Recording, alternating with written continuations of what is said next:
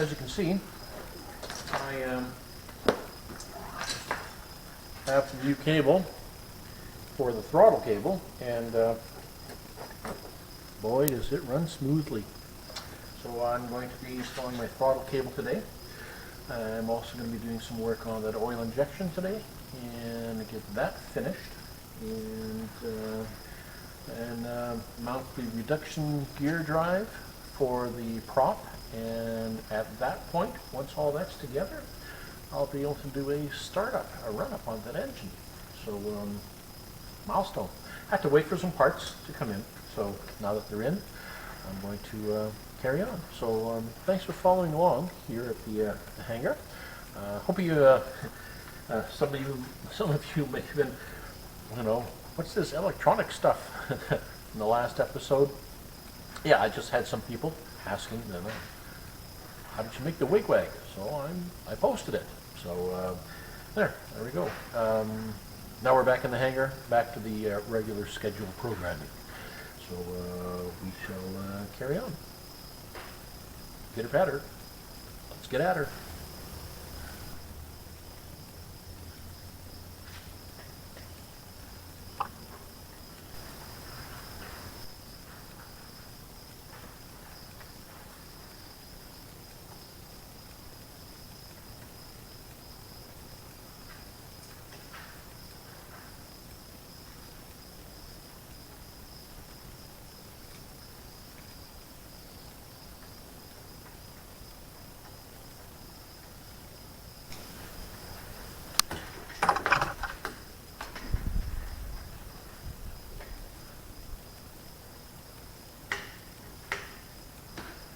Oh my. Smooth. Now that's how the throttle's supposed to work. Okay.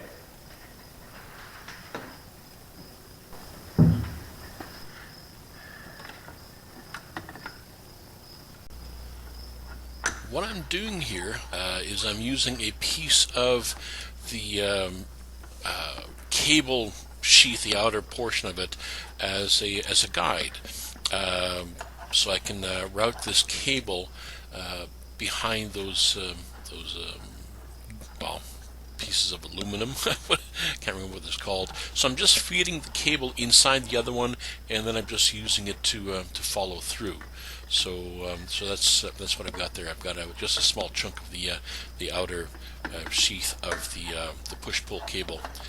Feed the inner cable into it, and then pull it through. As you can see, now it's through. So that's what I'm doing.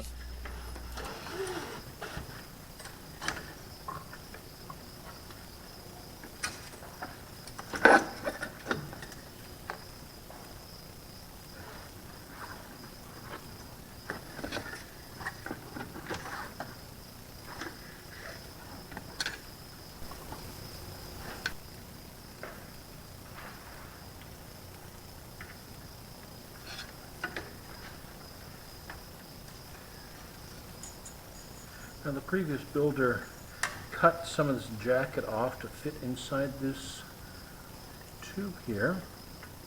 I'm going to see if I can do it without cutting the jacket off. Maybe. Maybe not. Oh, it's really close.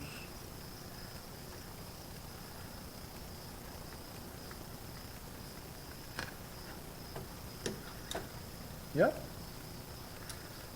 Fits on without having to cut that jacket. That's good.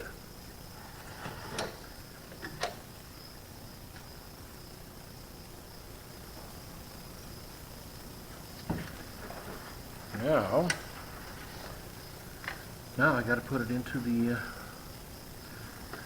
throttle and get that set up. That's actually a real pain in the butt. But yeah, it is what it is. Clean this junk up here first.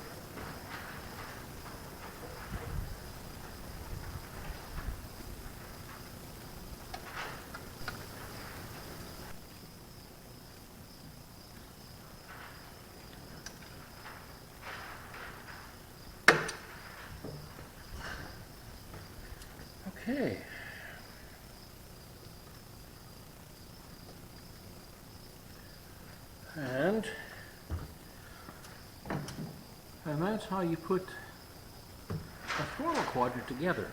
Now, let's see how this works.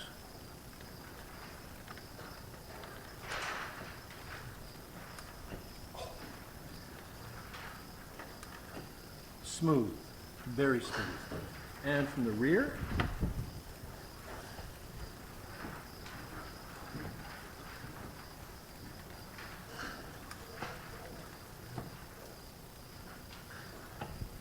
very good. I'm quite happy. Okay, a little fine tuning on cable tensions because the rear throttle has a little bit of play in it. It needs to be adjusted because it's about 2 millimeters from full throttle here, but I got to check it back in the carbs anyways. So there we go, new throttle cable, and it runs smoothly, and when I close these I can actually hear the carbs closing as the cylinders drop to the bottom. You can hear a little click noise. So yes, of course it all needs to be adjusted, but we will get to that. So milestone, excellent, I'm happy. On to the next.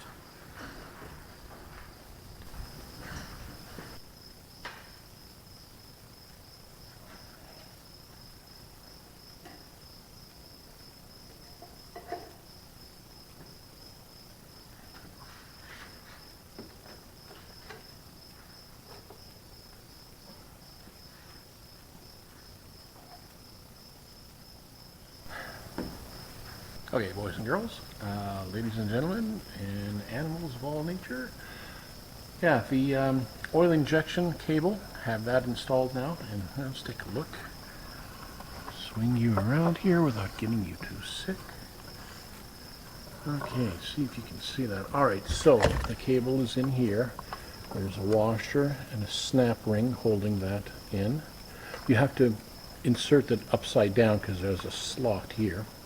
And of course in the cable down here, which I have to adjust the tension on. Now, right now it's set for full throttle, and if that camera works, sorry about that, trying to reach to the throttle, and oh yeah, let's see. I don't know if you saw that or not. Couldn't watch the camera at the same time. Okay, so that is at idle. So now what I need to do is I need to establish where does this lever have to sit for idle and full throttle and make that adjustment, and that will mean the oil injection is now set. So there we go. Another step. I've balanced these carburetors as best I could so that both of these open the same. And the way I do that is, of course, when they're closed like this, then I open them up to about half throttle. I stick a kind of a feeling gauge in there and determine if one is higher or lower than the other, and I adjust it with these screws so that these are equal at about half throttle. Now it's not perfect, but it'll get me going for when I'm started. So once I start the engine, then I need to do a little more adjusting up here at quarter or half throttle using vacuum gauges. Now there's these points right here. Let me turn the display on the back of the camera. Actually be easier by showing this one. There we go. This tube here is on the vacuum side of the throttle. There's one on either one. Normally these are just plugged with a little plug, or there's the engine fogging kit that can be used to draw in the fogging oil, which I will be doing. But I'm going to hook up my vacuum gauges to these two when the engine is running, and then adjust little nuts on the top here, these little screws, so that the two carburetors are exactly equal as far as vacuum is concerned at various throttle positions. I won't be going full throttle because I won't have the prop on there, but just up to half throttle is more than enough, even a third throttle, to see that these two are in balance, so that both cylinders are producing exactly the same amount of energy, and improves the fuel economy, improves vibration and everything else. So that'll have to be done when I start the engine. And yeah, so it's getting real close, boys and girls. Getting real close. So got the hangar doors open again. Somebody was buying an airplane and they were sitting out there for a while, actually for about 3.5 hours going through it. Two young guys are buying a fellow's airplane, and looks like they're finished their inspection. They've been here, from what I understand, they got here around 9 o'clock in the morning, and it's almost 4 o'clock in the afternoon, so I guess they're doing a pretty thorough pre-buy inspection on that. Okay, so throttle cable is now fully installed and smooth running. Oh, what a difference. Another milestone. The oil injection is hooked up now. It's just going to be adjusted. I'm going to read the manual and see what I have to do to adjust that. And then after that, I'm going to be putting the redrive on. Actually, before I do that, I'm going to work on that oil reservoir. And hang on, let me pull this down here.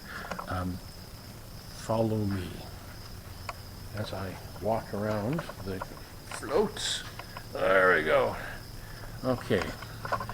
If you all remember, okay, I'm going to turn the display on the camera again. If you all remember, this had that pipe and oh, there it is. It had this pipe coming out the bottom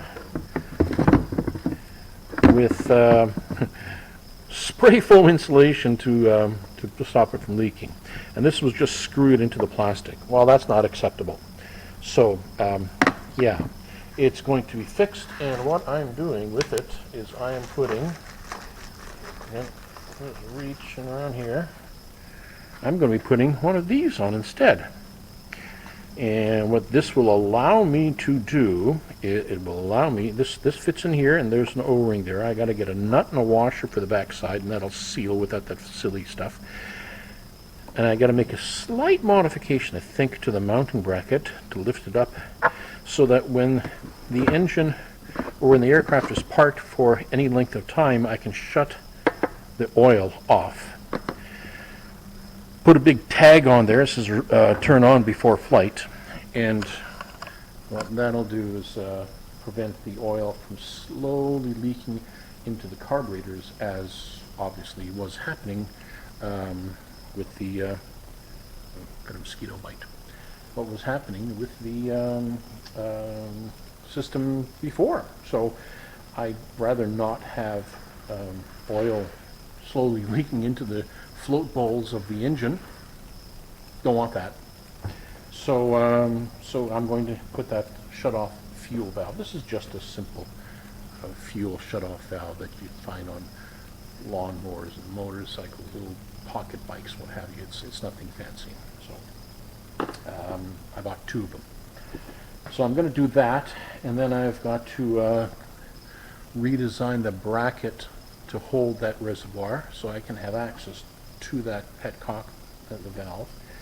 And then I'm going to put the redrive on and torque that down, wire everything up, and at that point I will be ready to wheel this out and start it up. Won't have to strap it down to anything because I'm not putting a prop on, not for the initial startup and balancing of the carburetors, because that's the whole purpose of this first startup, is to get it started, balance the carburetors, and check instrumentation and all that kind of stuff. So, okay, so pitter patter, let's get at her. Okay, final update here. The valve is on there, but I don't like it. You see, this was designed to fit in some sort of mounting area that requires this, you know. I don't have to use that plastic thing.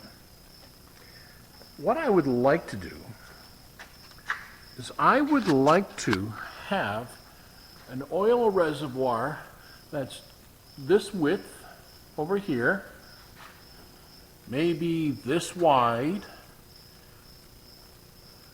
with a valve coming out and what have you, it doesn't have to be that plastic thing.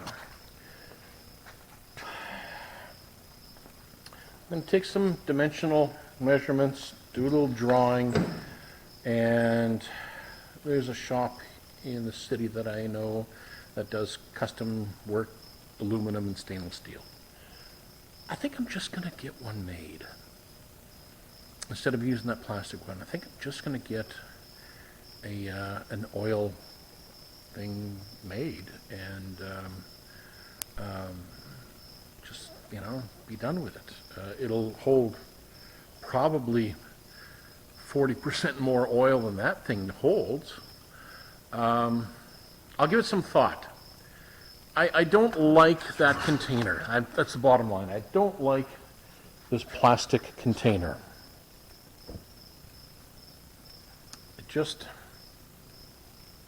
just something tells me, I know, it's, okay, so that's it for the updates and the whatnots and so on. I hope you got something out of this video. Hope you enjoyed watching me be frustrated. Of course, I got the hangar doors closed now because I had to run out and grab some washers and some nuts, that kind of stuff, so I can mount that valve. Here's the other one onto that plastic. And once I got it mounted on there, I just didn't like how it mounted for two things.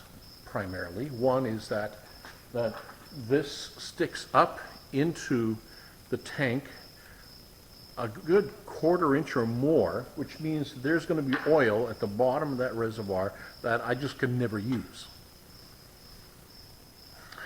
I'd rather have a container that I can drain all the oil that is in there. So, you know, if this were the 582, it has those custom oil tanks that are on the side of the radiator and all that kind of stuff. So it doesn't have to be that plastic container. I'm going to give it some thought and see what I come up with, and I will let you guys know. I mean, but for right now, I can run the engine on premix to get everything set up for it. It's not going to delay the engine start, except for today because it's late. I don't know if you can hear the crickets. Yeah, we got crickets in here. Does that mean that it's time to go to bed? I don't know. So yeah, I'm going to close this session off right now and come back to it. Well, actually, I'm going to take some measurements, write them down first, and then I'm going to leave the hangar. But you don't need to watch me do that. So thanks for following along. Appreciate it. Remember to hit that like button and subscribe if you like what you see. And leave a little comment, hi from wherever in the world, and again, appreciate everybody who watches and comments and is keeping track of my madness. Take care, keep your stick on these, we'll see you in the hangar, bye-bye for now. Yes, one step closer to the engine start, and then the wings get put on. So thanks for watching, appreciate it. Like and subscribe, and we'll see you again in the hangar. Bye-bye.